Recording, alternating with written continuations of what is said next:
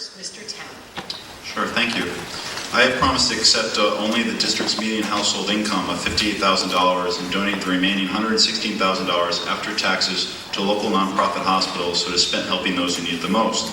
I've also pledged to not enlist in the lucrative congressional pension or health care plans. In this depression created by the reckless spending and money printing by the government, everyone is cutting back, and it only makes sense that public servants should not be making 4 times the nation's median household income.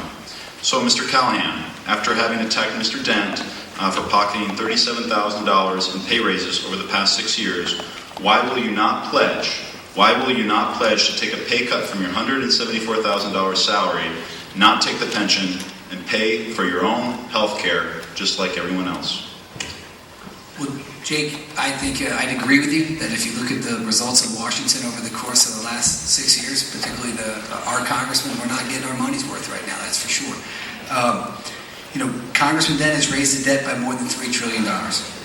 He's given Wall Street an $850 billion bailout and tax breaks to companies that are outsourcing our jobs. But, to your question, Jake, I would be open to something like that. Let's be clear about, I make $80,000 a year. It's a fine salary, and I'm proud of the salary. But to sit back and listen to Congressman Dent, only in Washington would someone who makes twice what you make criticize you for your salary. He makes $174,000 a year. In the course of the last 6 years, he received over $1 million of taxpayer salary. And he's accepted $37,000 of pay raises while cutting widows and orphans benefits. So, Jake, I would be open. I think that I would not accept an increase in pay. I will say this, at least until we return back to the unemployment rates or employment rates before this recession. Mr. Dent, you may ask a question. Yeah, my question is to John Callahan.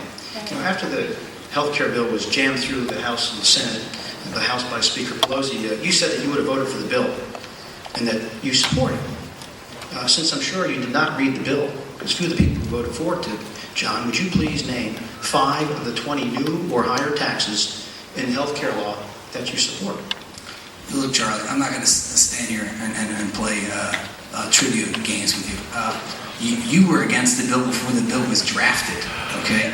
You were against the bill a year and a half before there was a bill, okay? So I've been supportive of healthcare. I was outside your office months before the bill was passed in support of healthcare reform because, again, we all recognized that we had an issue and we had a problem in this country that Charlie Dent said would be issue 1 when he went there and did nothing about it, other than collect $400,000 from the medical insurance companies while your premiums went up, your benefits went down, and their profits increased.